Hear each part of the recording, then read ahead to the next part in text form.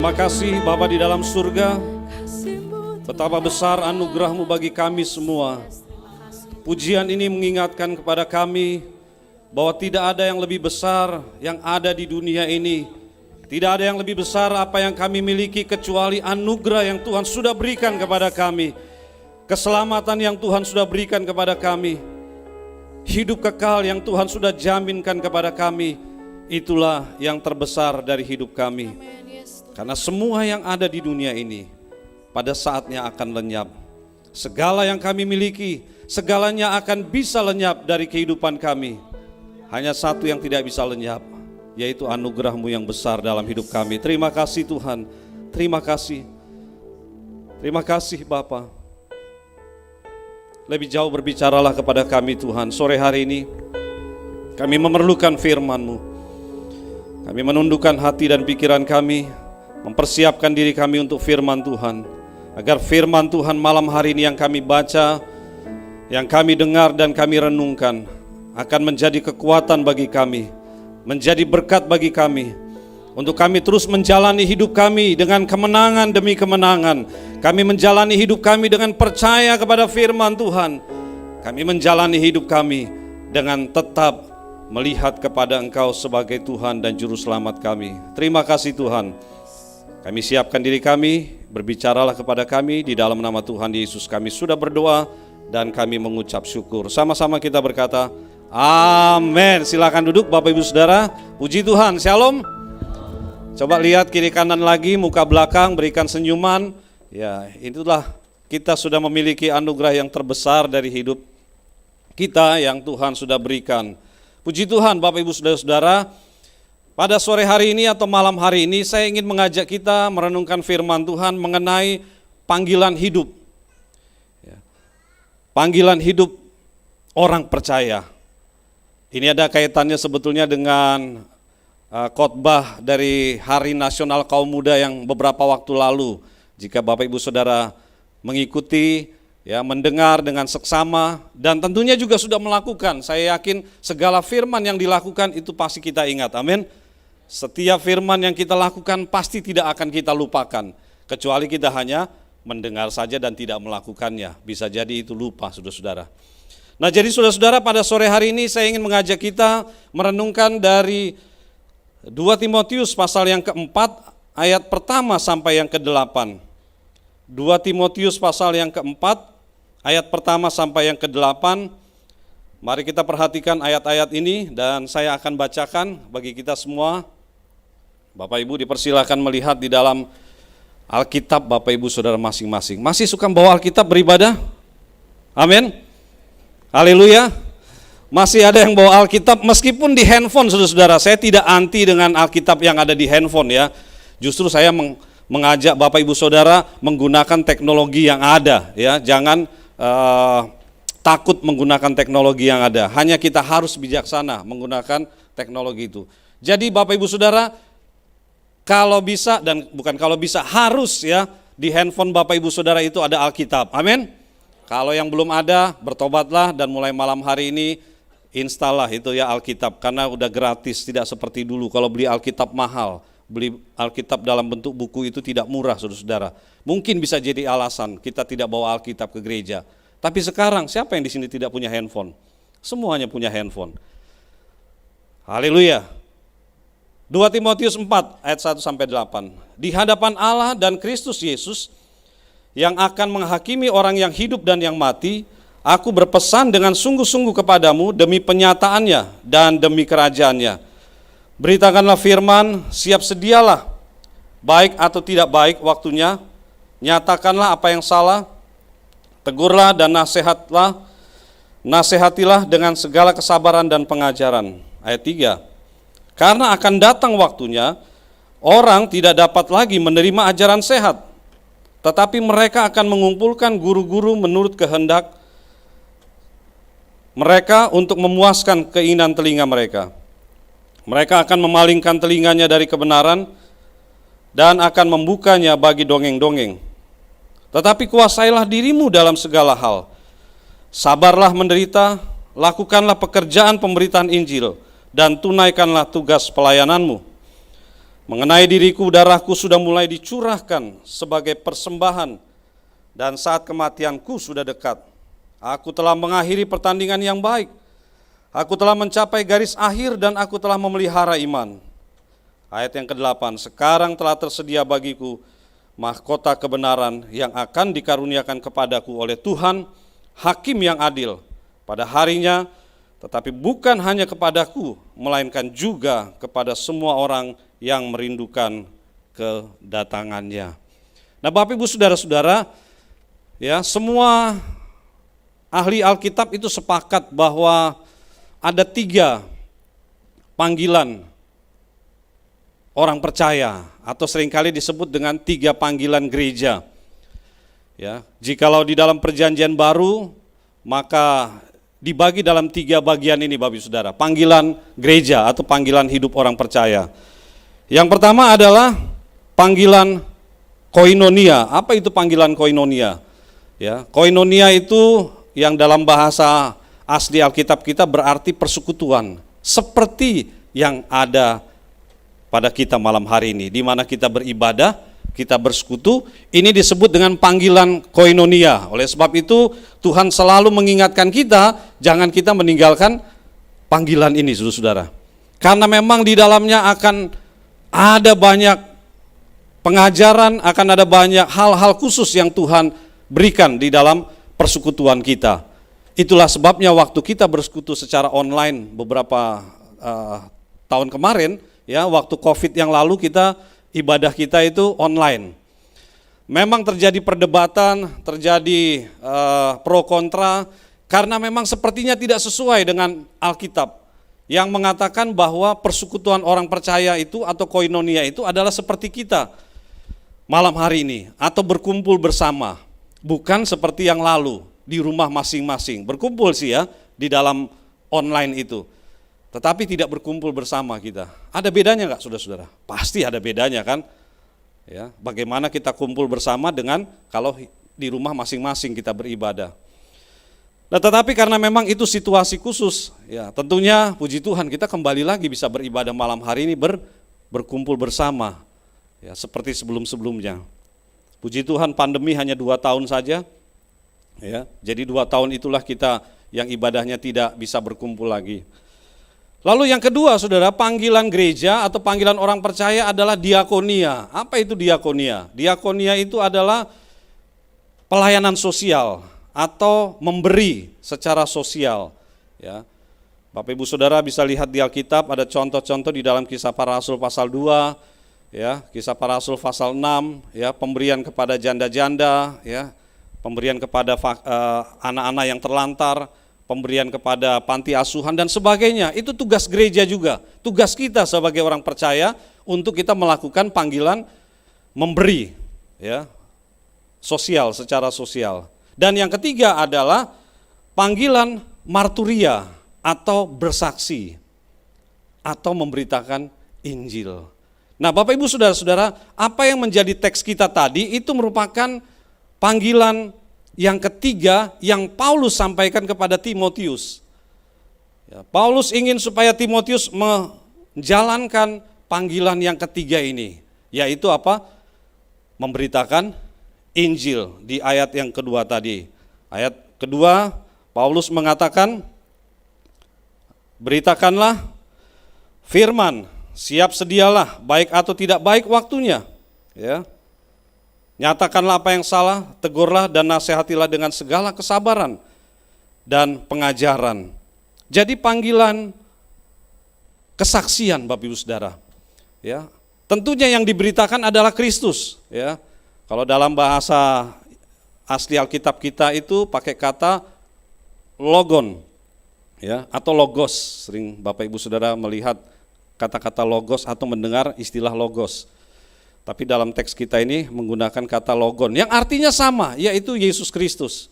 Jadi Paulus ingatkan kepada Timotius dan tentunya kepada kita juga, Bapak Ibu Saudara-saudara, sebagai gereja Tuhan, sebagai orang percaya. Panggilan ketiga tadi adalah kita bersaksi atau memberitakan Injil. Minggu lalu kita sudah diingatkan salah satu bagian memang juga dalam panggilan Tuhan, yaitu masih ada yang ingat minggu lalu khotbah mengenai diciptakan atau dibuat untuk menjadi satu keluarga. Ya saudara-saudara, ini juga merupakan panggilan ya yang bisa dikatakan masuk di dalam panggilan yang pertama tadi, persekutuan Bapak Ibu Saudara. Berapa banyak Bapak Ibu Saudara yang masih ingat khotbah minggu yang lalu? Wah, enggak ada yang ingat ya. Tapi saya harap Bapak Ibu Saudara jangan lupa setiap khotbah disampaikan ya, diingat dan dilakukan. Jadi saudara-saudara, Paulus ingin supaya Timotius itu melakukan ya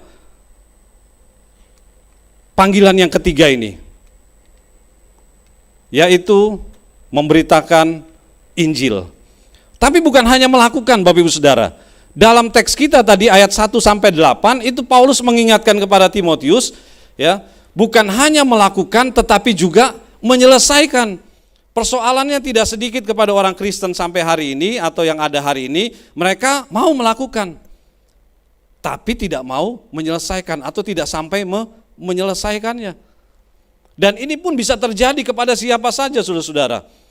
Dan Timotius pada waktu itu diingatkan oleh Paulus, Timotius jangan lupa ya, engkau sudah memulai dengan baik, engkau sudah melakukan tugasmu memberitakan Injil, tetapi jangan lupa selesaikan sampai pada akhirnya. Jadi saudara-saudara, seperti Paulus karena dia mengatakan di dalam ayat 7, seperti aku telah mengakhiri pertandingan yang baik, aku telah mencapai garis akhir, dan aku telah memelihara iman.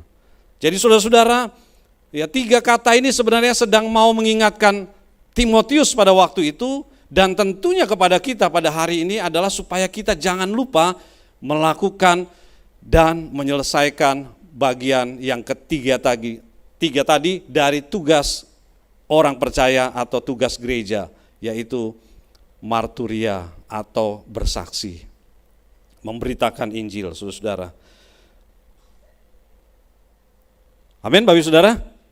Mari kita memberitakan Injil karena ini selalu yang diingatkan memang oleh firman Tuhan.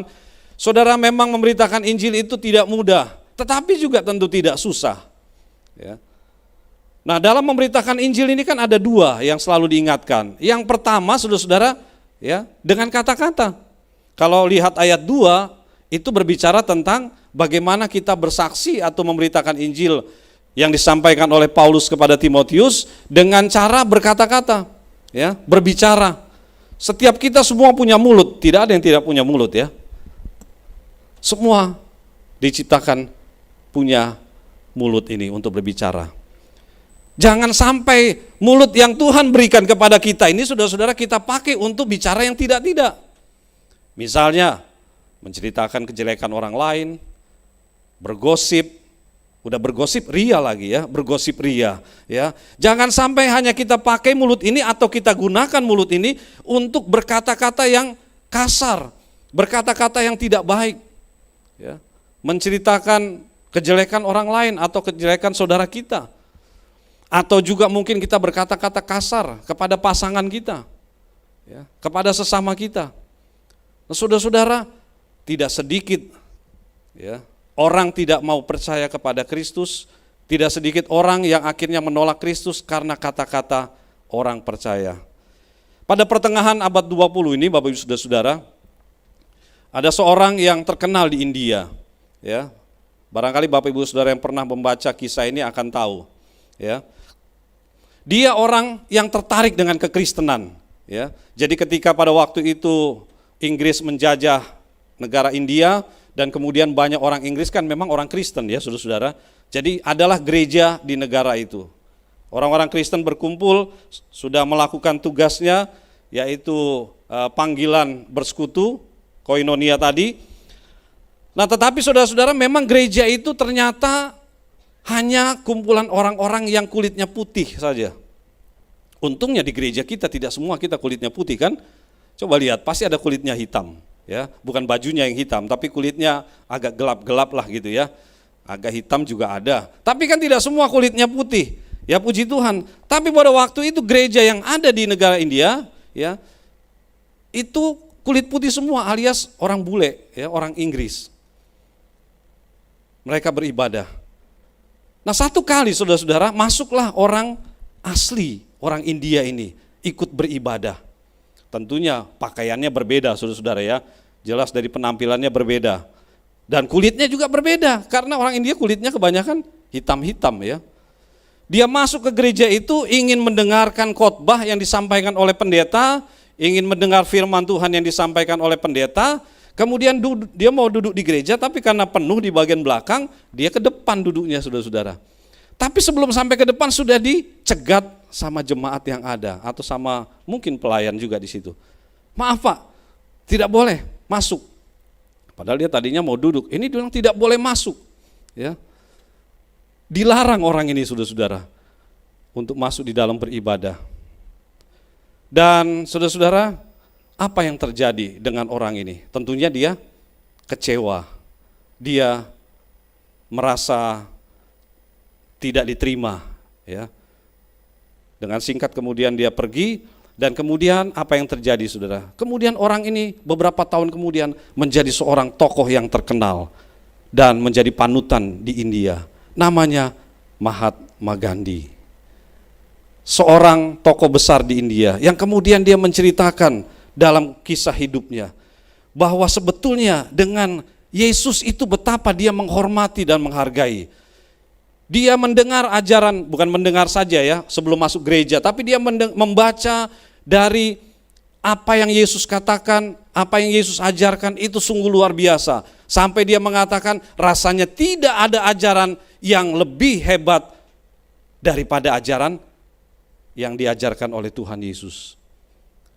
Tapi sayangnya saudara-saudara, waktu dia mau menjadi orang Kristen, masuk ke gereja, ya, kemudian dia ingin dengar firman Tuhan, ingin menerima keselamatan, tapi ditolak saudara oleh orang Kristen juga dengan mulutnya.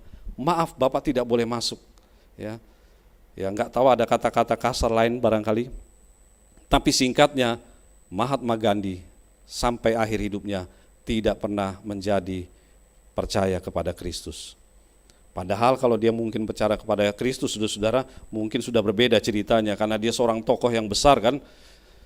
Jadi saudara-saudara, mulut ini yang menjadi persoalan bagi banyak orang Kristen atau tidak sedikit orang Kristen saudara. Itulah mengapa mari malam hari ini kita jaga mulut kita, perkataan kita. Biarlah perkataan kita seperti yang dikatakan oleh Rasul Paulus Filipi 4 ayat ke-8 ya. Kata-kata yang manis. Amin. Yang manis itu bukan isinya gula saja gitu ya, tapi kata-kata yang manis, yang indah, yang baik-baik ya. Kalau pakai ya bukan hanya di gereja ya, shalom, selamat malam, apa kabar dan seterusnya. Tapi di mana saja ya, di rumah tangga kita, di keluarga kita pakai perkataan-perkataan kita yang baik atau perkataan-perkataan firman Tuhan. Dengan demikian saudara-saudara, kita bersaksi dengan perkataan kita. Dan saya percaya waktu kita berkata-kata firman Tuhan, waktu kita berkata-kata seperti Alkitab ajarkan, maka saya percaya orang yang mendengar dia akan diberkati melalui perkataan kita. Amin.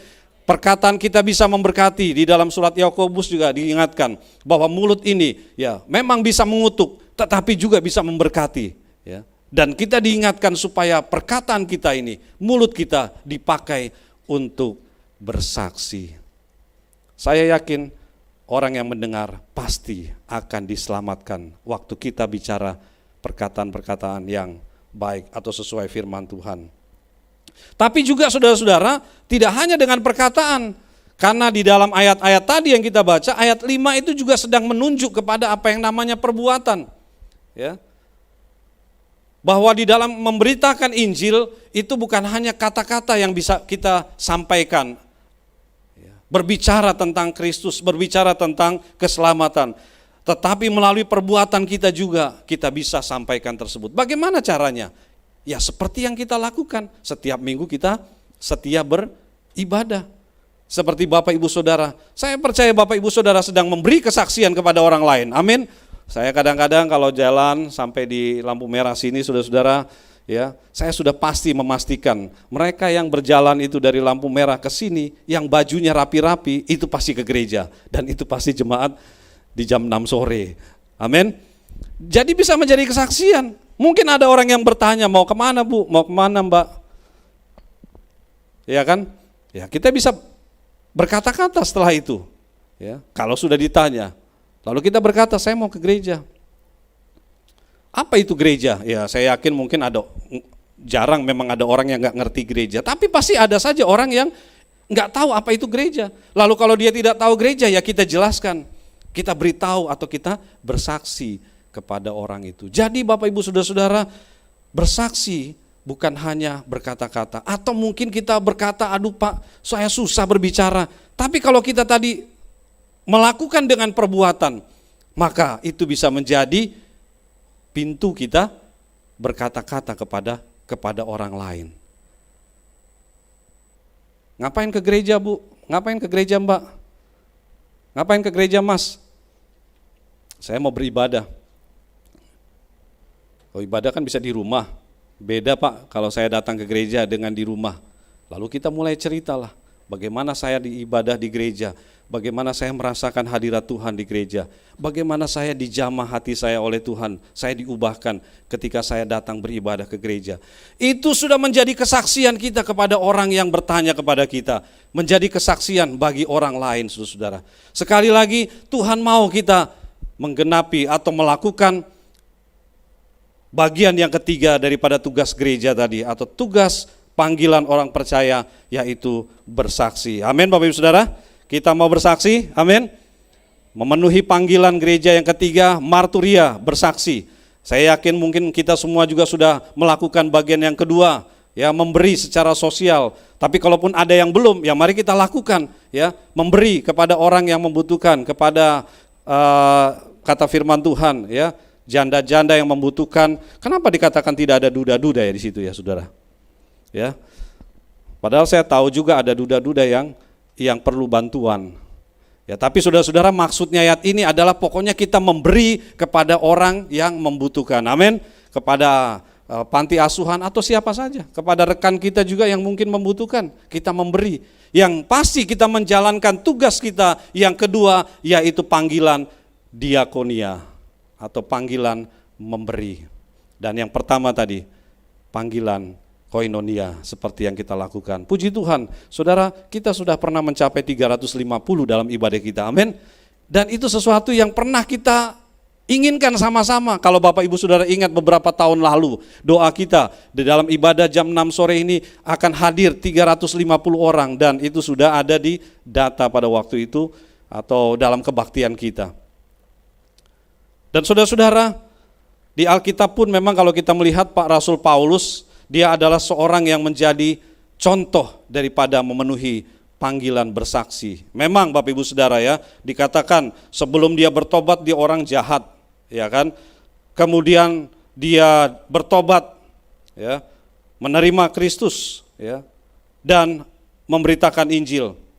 Dia mengasihi orang lain, menyampaikan firman atau berkhotbah, membuka gereja, perintisan-perintisan, mengajar. Tapi juga dia dipenjara. Ya. Paulus dipenjara. Tapi dia dipenjara bukan karena dia berbuat jahat. Tapi dia dipenjara karena memberitakan Injil. Dan kemudian dikatakan dia mati sebagai saksi Kristus atau sebagai martir. Jadi marturia itu memang berasal atau kemudian menjadi kata martir itu berasal dari kata marturia tadi.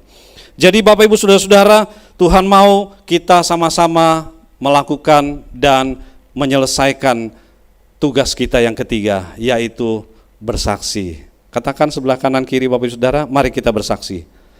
Mari kita melakukan panggilan yang ketiga, yaitu marturia, bersaksi, saudara-saudara. Jadi Bapak Ibu Saudara, ada banyak kesaksian, ya, yang tentunya Bapak Ibu Saudara yang sudah melakukan ada. Saya juga ketika melakukan ada kesaksian-kesaksian, tapi saya tidak ingin menyampaikan itu sore hari ini, karena saya percaya yang pasti kalau kita melakukan firman Tuhan dan menyelesaikannya, maka ada kesaksian dan hal-hal yang besar yang akan kita lihat dalam kehidupan kita. Namun pertanyaannya saudara-saudara adalah bagaimana, ya, kita menyelesaikan panggilan yang ketiga tadi? Bagaimana kita bisa melakukannya dan menyelesaikannya, Bapak Ibu Saudara? Karena memang tidak mudah, saya katakan tadi, untuk kita bersaksi. Tidak gampang kita melakukannya. Dan saya percaya Tuhan juga tahu, Bapak Ibu Saudara. Tuhan tahu kita menghadapi tantangan, kita menghadapi persoalan, waktu kita menjadi saksi Kristus. Jadi orang Kristen saja, saudara, juga tidak gampang kan? Betul kan? Ada mungkin Bapak Ibu Saudara yang jadi orang Kristen mengalami penderitaan, ya, mengalami aniaya, mengalami kesusahan, ya, ditolak oleh keluarga, ya, atau dicaci maki dan sebagainya. Tetapi saudara-saudara, memang itu yang menjadi bagian kita, seperti yang tadi dikatakan atau yang dialami oleh Rasul Paulus. Jadi saudara-saudara, yang jelas kalau ayat 5 tadi mengatakan, ya, tetapi kuasailah dirimu dalam segala hal, sabarlah menderita, lakukanlah pekerjaan pemberitaan Injil, dan tunaikanlah tugas pelayananmu. Paulus tahu apa yang dihadapi atau apa yang akan terjadi ketika kita menjadi saksi Kristus atau ketika kita memberitakan Injil. Dan itu Paulus sudah alami. Itulah mengapa Paulus sekarang membagikan kepada Timotius, ya, supaya dia juga bisa melakukannya dan menyelesaikannya. Dan sore hari ini atau malam hari ini, pesan ini bagi kita semua sekarang. Bagaimana kita bisa menyelesaikan panggilan marturia tadi, saudara. Panggilan ketiga dari gereja. Yang pertama dikatakan tadi yaitu kuasai diri. Ya. Menguasai diri, Bapak Ibu Saudara. Kalau dilihat kata menguasai itu artinya nevo, tidak mabuk, ya, atau sadar. Ya, memang konteks kata itu ada di pengertian masalah minum-minuman keras. Ya, jadi maksudnya bahwa kata itu kuasai diri itu artinya jangan mabuk, tidak minuman keras. Janganlah kamu mabuk oleh minuman keras. Jadi kalau kita artikan sekarang ini, maka dikatakan kuasailah diri agar dapat kamu bisa membedakan. Ya. Paulus ingatkan supaya yang pertama kita bisa menguasai diri. Supaya apa, saudara? Menguasai diri itu supaya kita bisa membedakan, bisa melihat mana yang benar, mana yang tidak. Kalau dalam konteks itu ajaran-ajaran yang benar dan ajaran-ajaran yang salah atau menyesatkan. Ajaran yang menyesatkan itu bukan hanya terjadi ternyata pada zamannya Timotius. Ternyata sampai hari ini pun kita menghadapi banyak ajaran-ajaran yang juga menyesatkan. Ya, sekarang ini mungkin Bapak Ibu ada yang sudah mendengar ada istilah ajaran Dwi Tunggal, bukan lagi Tritunggal. Ya. Yang diajarkan oleh Alkitab adalah Tritunggal. Allah yang tiga tapi satu, ya. Yang kita tahu sama-sama, Allah Bapa, Anak, dan Roh Kudus. Itu adalah pribadi yang sama, tidak beda. Ya. Satu hakikat, satu kesatuan yang tidak beda. Tapi kemudian ada yang ajaran yang mengatakan bahwa ternyata Yesus itu bukan Tuhan. Jadi bukan lagi Tritunggal tapi Dwi Tunggal. Dan saudara-saudara, tentunya ini tidak sesuai dengan ajaran yang diajarkan oleh firman Tuhan. Kalau Yesus bukan Tuhan, lalu siapa yang akan menyelamatkan kita? Padahal Alkitab mengatakan kita diselamatkan karena kita percaya kepada Yesus. Kita tidak diselamatkan kepada percaya kepada yang lain. Meskipun memang kalau dia mengatakan saya percaya kepada Allah Bapa, benar. Saya percaya kepada Roh Kudus, juga benar. Tetapi Alkitab juga mengajarkan kita harus percaya kepada Yesus. Karena Yesus adalah Tuhan. Bahkan Bapak Ibu Saudara-saudara, kalau Alkitab mengajarkan bahwa keselamatan itu kenapa harus melalui Yesus? Karena memang sudah dirancang. Dan itu bukan hanya sewaktu tiba-tiba di perjanjian baru, tapi juga sudah dipersiapkan dari perjanjian lama. Allah sudah merancang bahwa nanti Yesus hadir. Bapak Ibu Saudara pasti ingat kalau peristiwa Natal, atau nanti juga kita akan mengadakan Natal. Ada ayat-ayat dari perjanjian lama yang akan diangkat. Seperti misalnya Yesaya pasal yang ke-9, ya kan? Akan datang seorang anak, ya. Dan dia akan disebut penasehat ajaib, Allah yang perkasa, Bapa yang kekal, Raja damai, dan seterusnya. Ada banyak ayat di Alkitab yang menunjukkan bahwa memang Yesus itu Tuhan, Yesus itu Allah. Tapi sekali lagi saudara-saudara, kemudian datanglah ajaran yang mengajarkan bahwa Yesus itu bukan Tuhan. Dia hanya sebatas manusia biasa saja, sama seperti kita. Hanya bedanya dia yang usulung, kita yang bungsu. Hanya dia ciptaan pertama, atau dia diberi roh Allah, kita tidak. Apakah kita tidak diberi roh Allah? Kita juga diberi roh Allah dalam diri kita. Yang pasti kita bisa membedakan, saudara-saudara. Menguasai diri supaya kita tidak mengikuti ajaran itu. Kita bisa menguasai diri sehingga kita tidak terbawa oleh ajaran itu. Yang akhirnya kita terbawa dan kemudian hanyut di dalamnya. Tentunya bukan hanya masalah ini saja, ada banyak hal, masalah lain yang bisa datang kepada kita yang akhirnya membuat kita terhilang, membuat kita jauh dari Tuhan, yang membuat kita tidak lagi percaya kepada Kristus. Jadi menguasai diri, Paulus ingatkan kepada Timotius, Timotius, kuasai dirimu. Ya. Ada orang yang begitu bersemangat mengikuti satu ajaran, ya, karena dia pikir atau dia timbang-timbang, wah ini benar ini, pokoknya dia ikut saja. Lalu kemudian apa yang terjadi? Di ujung-ujungnya dia masuk ke dalam kesesatan. Ada jalan orang yang disangka lurus, kata kitab Amsal, tapi ujungnya menuju maut. Jadi memang kita diminta, mari kita menjaga diri kita, atau kita belajar untuk bisa menguasai diri. Ya. Kalau ada hal-hal yang mungkin Bapak Ibu Saudara bingung, Bapak Ibu Saudara masih ini apa ya, sesuatu yang benar atau tidak, atau bagaimana, Bapak Ibu Saudara bisa datang kepada gembala Bapak Ibu Saudara di tempat ini, amin. Kepada pendeta yang ada di gereja kita. Yang jelas pendeta kita yang ada di gereja kita, mereka semuanya mengajarkan ajaran-ajaran yang sesuai dengan Alkitab. Jadi Bapak Ibu Saudara-saudara, marilah kita belajar menguasai diri. Dalam kehidupan sehari-hari, kita juga diajar untuk menguasai diri. Ada satu teman saya, dia begitu bersemangat mengikuti satu program, ya. Kemudian dia harus mengeluarkan uang banyak, gitu Bapak Ibu Saudara ya, mengikuti program ini harus mengeluarkan uang banyak untuk dapat uang banyak juga. Memang pada waktu itu saya juga bagaimana ya, saya juga tertarik begitu ya. Kemudian saya berdoa, apa ini benar atau tidak ya. Dan kemudian saya dapat konfirmasi memang dari istri saya, sudah enggak usah ikut. Dan ternyata benar saudara, di beberapa tahun kemudian ternyata program itu adalah program yang menipu sifatnya. Kemudian teman saya dan beberapa orang lainnya, tidak sedikit yang akhirnya uangnya habis semua. Yang menyedihkan atau yang menginikan saya waktu saya dengar dari istrinya, saudara-saudara, dia bilang itu uangnya buat anak sebetulnya ya, uangnya itu buat anaknya sebetulnya untuk biaya sekolahnya nanti waktu sudah kuliah dan sebagainya. Tapi itu yang terjadi saudara, karena tidak bisa menguasai diri. Marilah kita belajar menguasai diri. Amin, saudara. Saya percaya penguasaan diri bukan hanya terhadap pengajaran-pengajaran yang menyesatkan, tapi juga bisa hal-hal yang praktis dalam kehidupan kita. Kita belajar menguasai diri supaya kita tidak jatuh dan binasa. Lalu apa yang kedua yang Paulus ingatkan kepada Timotius? Yang kedua adalah dikatakan tadi, setelah kuasailah dirimu dan sabarlah menderita. Nah saudara-saudara, di dalam tugas memberitakan Injil memang pasti akan menghadapi yang namanya penderitaan. Ya, saya tidak menakut-nakuti kita semua saudara-saudara pada sore malam hari ini. Tapi memang berdasarkan firman Tuhan memang kita menghadapi penderitaan.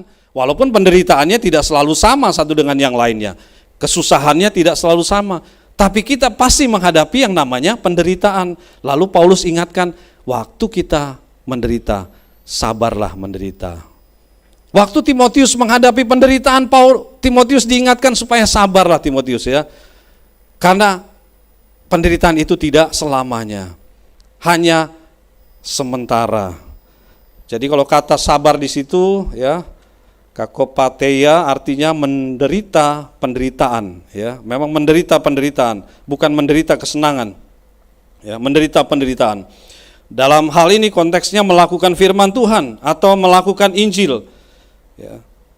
Jadi bisa diartikan bertahanlah di dalam penderitaan atau kesusahan karena mentaati perintah Tuhan.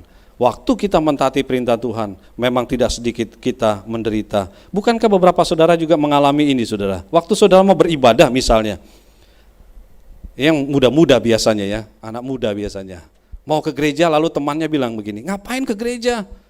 Udah kita pergi aja sama saya. Kemana? Ke pesta ulang tahun. Ngapain ke gereja? Udah sama kita aja, yuk kita pergi. Kemana? Jalan-jalan ke mall. Atau jalan-jalan kemana, saudara-saudara. Jadi padahal dia sedang mau datang beribadah kepada Tuhan ini. Tapi kemudian dia menghadapi cobaan berat. Tidak tahu berat atau enggak ini saudara-saudara ya. Tapi mungkin tidak sedikit ada orang Kristen, anak-anak muda, yang akhirnya ketika dia diajak atau dia ditawari, mungkin juga berusaha ditarik, akhirnya dia ikut. Yang tadinya dia mau pergi ke gereja, akhirnya enggak jadi pergi ke gereja. Ya, akhirnya dia ikutlah teman-temannya. Memilih kesenangan dunia ini. Tapi bukan berarti saya mengatakan ke gereja tidak ada kesenangan ya saudara-saudara, jangan salah. Ke gereja itu pasti adalah satu kesenangan kita, amin, sukacita kita. Tapi memang kita tidak sedikit mungkin menderita secara batin ini karena mungkin waktu kita melakukannya, kita setia ibadah tiap minggu sore, lalu ada orang yang menghina kita. Ada teman-teman kita yang menjelek-jelekkan kita, mengejek kita, bahkan mengancam kita, menjauhi kita. Waktu kita mau setia beribadah kepada Tuhan.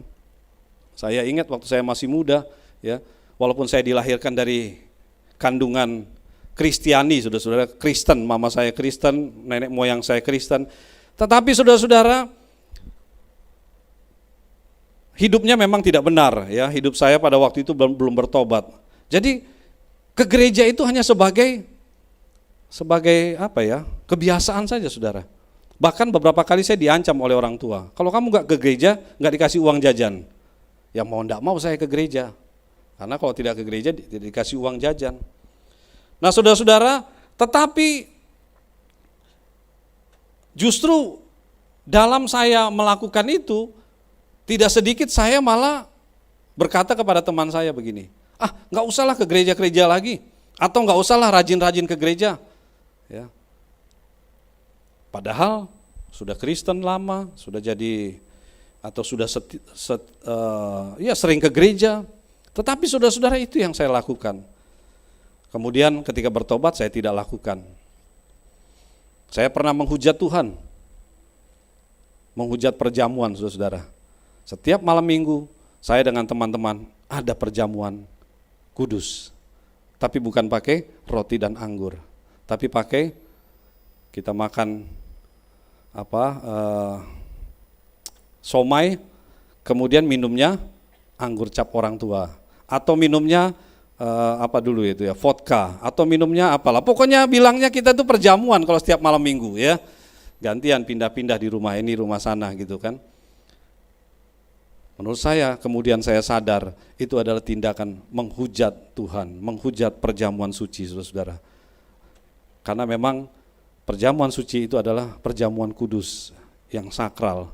Makanya Alkitab mengingatkan kita, kalau kita mau mengambil perjamuan, kita harus juga mengoreksi diri dulu. Selalu kita diingatkan waktu kita mengambil perjamuan, mari kita mengoreksi diri. Kalau ada hal yang salah, sebetulnya dalam konteks yang di 1 Korintus pasal 11 itu, saudara-saudara, Paulus mengingatkan bahwa kalau ada kamu sakit hati terhadap sesamamu, kamu bereskan dulu. Kamu ampuni dia, atau orang itu mungkin berbuat salah sama dia harus minta ampun dulu. Karena tubuh Kristus itu berbicara tubuh bersama, bukan hanya satu kita dengan Tuhan, tapi juga dengan sesama. Itulah makanya harus dibereskan dulu. Jadi introspeksi atau koreksi diri itu berbicara tadi, saudara. Waktu kita mau mengambil perjamuan, mari kita bereskan hati kita dulu. Jadi saudara-saudara, yang kedua Paulus ingatkan supaya sabar. Ya, menderita. Dan yang ketiga, lakukanlah tugas panggilanmu. Ya tentunya dari kata ini saudara jelas bagi kita, ya, melakukan tugas panggilan kita. Ya, perbuat, lakukan. Karena Paulus memakai beberapa gambaran seperti seorang prajurit. Prajurit dia harus melakukan tugasnya, yaitu di medan perang. Seorang olahragawan dia harus bertanding. Seperti gambar tadi itu ya. Pelari, dia harus berlari. Seorang petani juga harus ke ladang atau ke kebun untuk menyangkul, ya, mengolah tanah dan sebagainya. Semuanya ini adalah gambaran satu perbuatan yang harus dilakukan. Bukan seperti penonton, bukan seperti orang yang hanya, kalau bukan prajurit gitu ya, yang hanya menyaksikan saja atau menonton saja. Tetapi dilakukan. Lakukanlah pekerjaan pemberitaan Injil. Itulah pesannya kepada Timotius dan kepada kita pada sore hari ini. Biarlah Tuhan menolong kita, saudara-saudara. Ya, kita bersaksi tentang Yesus kepada orang lain dengan perkataan dan dengan perbuatan kita. Maka saya percaya Tuhan pasti akan memakai kita waktu kita mau melakukannya, mau berbuat, saudara-saudara. Jadi kalau disimpulkan, maka Allah memanggil kita semua, saudara-saudara. Ya, tentunya untuk hidup benar, ya, tetapi juga untuk memberitakan Injil. Atau tadi 3 tugas panggilan. Masih ingat saudara-saudara 3 tugas panggilan kita orang percaya? Yang pertama adalah koinonia, persekutuan, dan seperti malam hari ini kita terus setia melakukan. Yang kedua, diakonia, kita harus memberi. Saya percaya seberapapun kita bisa memberi kepada orang lain. Dan yang ketiga, bersaksi. Siapapun kita bersaksi. Namun untuk bisa melakukan itu, jangan lupa kuasai diri, sabar menderita, dan mau melakukannya. Amin Bapak Ibu Saudara. Saya mengundang tim pemusik dan worship team. Jadi Bapak Ibu Saudara-saudara, inilah yang Tuhan sampaikan bagi kita malam hari ini. Paulus mengingatkan kepada Timotius supaya Timotius jangan lupa engkau harus melakukan tugas panggilanmu yang ketiga ini, yaitu bersaksi. Beritakanlah Injil. Beritakanlah Injil. Saksikanlah Injil kepada orang lain. Siap sedialah, baik atau tidak baik waktunya. Nyatakanlah apa yang salah, tegurlah dan nasihatilah dengan segala kesabaran dan dengan pengajaran. Tuhan pasti akan menolong kita, saudara-saudara. Nanti kita akan menyanyikan satu pujian, selidiki aku lihat hatiku. Tetapi saya ingin mengajak kita melihat satu kesaksian ini, saudara-saudara, ya, dari seorang yang bernama Cooper Tears. Mungkin bisa ditampilkan. Seorang yang menunjukkan kepada kita bagaimana, ya, kita harus melakukan dan menyelesaikan. Orang ini seorang pelari yang bukan terkenal seperti pelari-pelari dunia, saudara, tapi dia adalah pelari jarak jauh juga. Dia seorang pelari dari tingkat perguruan tinggi, college di Amerika. Tapi sampai hampir beberapa puluh meter ke garis finish, ternyata dia mengalami seperti kram di kakinya, saudara. Tapi dia berusaha. Karena dia adalah seorang pelari dan dia harus menyelesaikannya sampai di garis finish.